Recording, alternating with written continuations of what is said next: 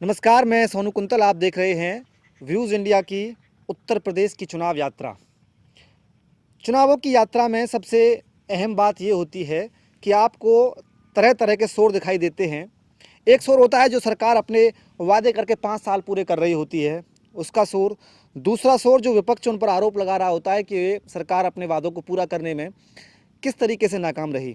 और एक तीसरा शोर होता है जो सबसे महत्वपूर्ण होता है, वो होता है जनता का शोर, जो कि इन दोनों शोरों के बीच में कहीं उठ ही नहीं पाता है। यानी कि जनता के असल मुद्दे इन दोनों के बीच कहीं दब कर रह जाते हैं, चाहे वो किसानों का मुद्दा हो, युवाओं के रोज़गार की बात हो, शिक्षा की बात हो, स्वास्थ्य की बात हो, इंफ्रास्ट्रक्चर हो, बाकी तमाम मुद्दे। फिलहाल हम आप पीछे देख ही रहे हैं, खेतों में खड़े हैं, तो मैं आपको फिलहाल खेती बाड़ी की बात पर आता हूँ। हिंदुस्तान एक कृषि प्रधान देश है, ये बात हम एक लंबे समय से सुनते आ रहे हैं, चौधरी चरण सिंह जी के टाइम से, उससे पहले भी। और वास्तव में भारत एक कृषि प्रधान देश भी है। उसका एक मुख्य कारण ये है कि यहाँ की अधिकतम आबादी कृषि पर निर्भर है, उनकी आय का स्रोत। लेकिन क्या वास्तव में जितनी बड़ी आबादी इसमें लगी हुई है, उसके आमदनी उतनी है या फिर जीडीपी में उतना योगदान है? नहीं है। उसका मुख्य कारण क्या है? उसका मुख्य कारण जो मुझे लगता है वो ये है कि एक तो किसान ठीक तरह से अपनी आमदनी नहीं ले पाते हैं कृषि से, जितने उसमें इनपुट डाला जाता है। तमाम तरीके की बातें होती हैं, सरकार भी अपनी तरफ से तमाम इतनी योजनाएं चलाती है किसानों के लिए कि अगर सरकार के किसी मंत्री को पूछा जाए कि कितनी योजनाएं, तो शायद वो भी ना बता पाएँ बिना कागज़ देखे। तो किसान तो बता ही क्या पाएगा। फिलहाल लंबे वक्त से जब हम ये बातचीत कर रहे हैं, दीपक भाई हमारे साथ बैठे हुए हैं, ये हिंदुस्तान के इतिहास और किसान आंदोलनों के इतिहास का वो दौर है जब हम दिल्ली की सरहदों पर बहुत लंबे समय तक, कहें तो शायद इतिहास में पहली बार इतना लंबा किसान आंदोलन देख रहे हैं। हमारे साथ जो दीपक चौधरी, हमारे दीपक भाई बैठे हुए हैं, वो इस किसान आंदोलन के पहले दिन से इसमें सक्रिय हैं। लगातार, चाहे गाजीपुर बॉर्डर हो, सिंधु बॉर्डर हो, और टीकरी बॉर्डर हो, नोएडा वाला हो, पलवल वाला बॉर्डर हो, लगातार उनकी सक्रियता रही है। हम अपने बातचीत के सिलसिले को यहाँ से शुरू करेंगे। चौधरी साहब के टाइम से, चौधरी चरण सिंह के टाइम से हम सभी सरकारें, मैं किसी पे दोष भी नहीं दे रहा, कि किसानों को बेहतर से बेहतर करने के लिए अपने पहले वादे करती हैं, फिर सरकार पूरी होती है तो उसके बाद दावे करती हैं कि हमने बेहतर किया। लेकिन बेहतर की जगह किसान की परिस्थिति बद से बदतर होती जा रही है। और आज ये है कि किसान हर रोज़ कोई ना कोई किसान किसी ना किसी पेड़ पर, हमको नहीं कहना चाहिए, आत्महत्या कर लेता है। चाहे बेटी की शादी के दबाव में करे, कर्ज के दबाव में करे, बेटे की शिक्षा के लोन के दबाव में करे, या फिर किसी साहूकार के लोन के दबाव में करे। तो मतलब क्यों किसान की स्थिति नहीं सुधर पाती है? क्या कारण रहता है? देखिए, इस देश की आज़ादी के बाद में, जब से देश आज़ाद हुआ है, अगर मैं बात करूं हर नौकरशाह की या हर पेशेवर उस इंसान की जिसका देश में कहीं ना कहीं योगदान है, लेकिन वो ठीक है, मैं उसका कोई क्रिटिसाइज़ नहीं कर रहा कि उन्होंने कोई बुरा किया है या सरकार ने उनका वेतन बढ़ा दिया तो बुरा किया। वो भी हमारे भाई बंधु हैं, ऐसा नहीं है।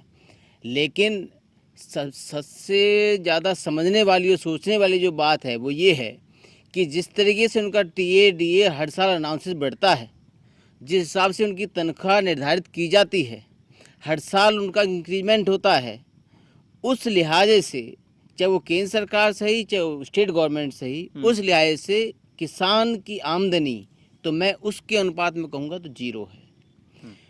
अब इसके पीछे क्या कारण है? इसके पीछे एक बहुत बड़ी पॉलिसी होती हैं। वो पॉलिसी क्या है कि नेता जब गांव में, गलियों में, घरों में जब वोट मांगने के लिए आते हैं तो उनका मेन उद्देश्य होता है कि हम किसी तरीके से इस भोली भाली जनता को, जो उसके मूड में है, उसको भांपते हुए उसी तरीके से उसको डायग्राम को फिट किया जाए और उनसे किसी भी तरीके से वोट को हासिल कर लिया जाए। 14 दिन चाहे हमें कुछ भी बोलना पड़े, कुछ भी। मैं ये कहता हूँ कि वो अपने कपड़े ही फाड़ सकते हैं, रोने की तो अलग ही बात है। अब बात रही कि वो मनोनीत होकर चले गए, माननीय वो चाहे राज्यसभा में गए या लोकसभा में गए या विधानसभा में गए या विधान परिषद में गए जी। एक्चुअली में क्या होता है कि वहाँ जाने के बाद में जो अध्यक्ष महोदय हैं, और जब सत्र चालू हो रहा होता है तो वो सब चीज़ें गौड़ हो जाती हैं जो उन्होंने वादे, चुनावी वादे जो वो आम जनता के सामने करते हैं, वो एक्चुअली में वो लोग उद्योगपतियों के कठपुतली हो जाते हैं कि जैसे वो लोग नचाते हैं वो लोग ऐसे ही नाचते हैं, वही डायग्राम सब सेट हो जाता है, वही आईएएस उनको उसी तरह से फीडिंग करते हैं, वही उनका गिव एंड टेक स्टार्ट हो जाता है। जो के कहते हैं कि मैं किसान पुत्र, मैं फलां पुत्र, मैं सबकी बात नहीं कर रहा, दो चारों की छोड़ दो इस देश में, लेकिन अधिकांश यही हाल एमएलओ का हो गया है, यही हाल एमपीओ का हो गया है, यही हाल उन लोगों का हो गया है जो उद्योगपति वहाँ मनोनीत हो गए जा पा रहे हैं। आखिर इस देश की जब भयंकर कोरोना काल था, जब देश की जीडीपी माइनस में जा रही थी, तो इस देश के किसान ने उस जीडीपी को बचाने का काम किया, उस देश के किसान ने उस जीडीपी में सांस फूंकने का काम किया, उस देश के उस किसान ने, उस अन्नदाता ने उस जीडीपी को यथावत रखने का काम किया, और इस देश के हर व्यक्ति को अन्न के माध्यम से, अन्य किसी माध्यम से रोजी रोटी का, 2 वक्त की रोजी रोटी का इंतजाम किया।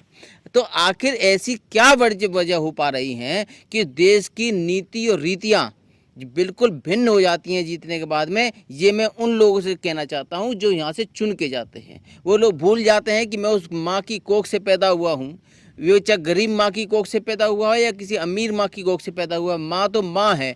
आखिर इनको चुनावी जीतने के बाद में ये लोग इतनी बातों को भुला क्यों देते हैं, ये एक बात समझ से परे है।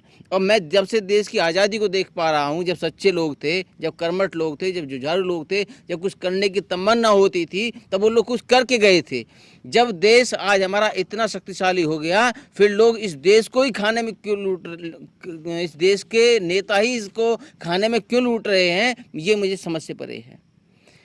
अच्छा, आप कह रहे हैं कि जो यहीं से चुन के जाते हैं वो बाद में भूल जाते हैं, तो किसान भी उसको क्यों नहीं बदलता है? क्योंकि अधिकांशतः किसी भी क्षेत्र से, चाहे किसी कोई तरह कोई सांसद रहा हो या विधायक रहा हो या राज्यसभा से रहा हो, अक्सर वही 2, 3, 4, 5 लोग चुनते रहते हैं, चाहे उनकी पार्टी बदले, चाहे वो पार्टी बदलें, या तो पार्टी उनको बदल दे या वो पार्टी को बदल दे, लेकिन विधायक के सांसद वही रहते हैं। और ये लगभग 545 जो हमारी सीटें हैं उसमें से लगभग कम से कम 400 सीटों का ये हाल है, और यही विधानसभाओं का हाल है। तो फिर किसान क्यों नहीं बदलता उनको? देखिए, ये लोग ना तो संविधान को मानते हैं जो चुन के जाते हैं, ना ही ये लोग उस चीज़ को मानते हैं कि जनता क्या मांग रही है, जनता क्या चाहती है। ये लोग चाहते हैं कि ये लोग हमारे लिए गुलाम बने रहें, और जितने इनसे हम गुलामी कराएंगे उतने तुम्हारे तलवे चाटेंगे।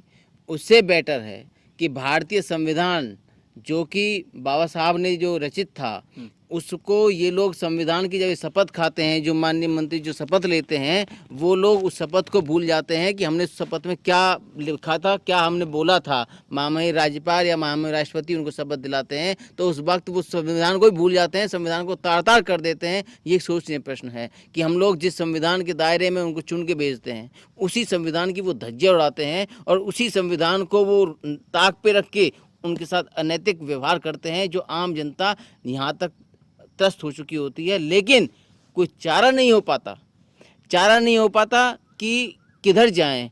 लेकिन जहाँ कहीं मूवमेंट दिखाई देता है, तो उस मूवमेंट को कुचलने की कोशिश और कुचक्र करने की कोशिश ये लोग राजनीति करते हैं। और यही इसी तानाबुनी में हमारा क्षेत्र ही नहीं, पूरा देश इसी तानाबुनी में सब तबाह होता जा रहा है, धीरे धीरे पिछड़ता जाता है। बिल्कुल। इससे और कुछ ज़्यादा मिलना भी नहीं है। उन्हें अपनी सीट चाहिए, और जनता मरने दो, जनता गरीब हो होने दो, आम आदमी परेशान हो होने दो, किसान परेशान हो होने दो, बेरोजगारी बढ़ने दो, माताएं रोने दो। मतलब उनको किसी बात से कोई परहेज नहीं है। उन्हें चाहिए कि मेरी सीट, मेरा जो ऐशो आराम है वो सुरक्षित रहे। वो किस तरीके से रहेगा, मारा काटी हो, कुछ भी हो, मुझे उसके मतलब नहीं है। मुझे मेरी सीट चाहिए, जो मैं चाहता हूँ वो होता रहे। बस किस्सा कहानी खत्म। और बस ज़्यादा लोग इन्वॉल्व होंगे तो उतनी टक्कर ज़्यादा मजबूत होगी। तो ये चाहते हैं कि उतना टक्कर नहीं होनी चाहिए, सॉफ्टनेस होनी चाहिए। कंपटीशन को पहले घटा के रखते हैं। वो चाहते हैं कि 1 या 2 आदमी बस आराम से चलता रहे, स्मूथली चलता रहे, तुम अपना खेल करते रहो, और बस ये जनता यूं ही बेवकूफ़ बनाते रहो। बहुत ऊपर खेल चलता है। लोकतांत्रिक प्रक्रिया में, लोकतांत्रिक देश में,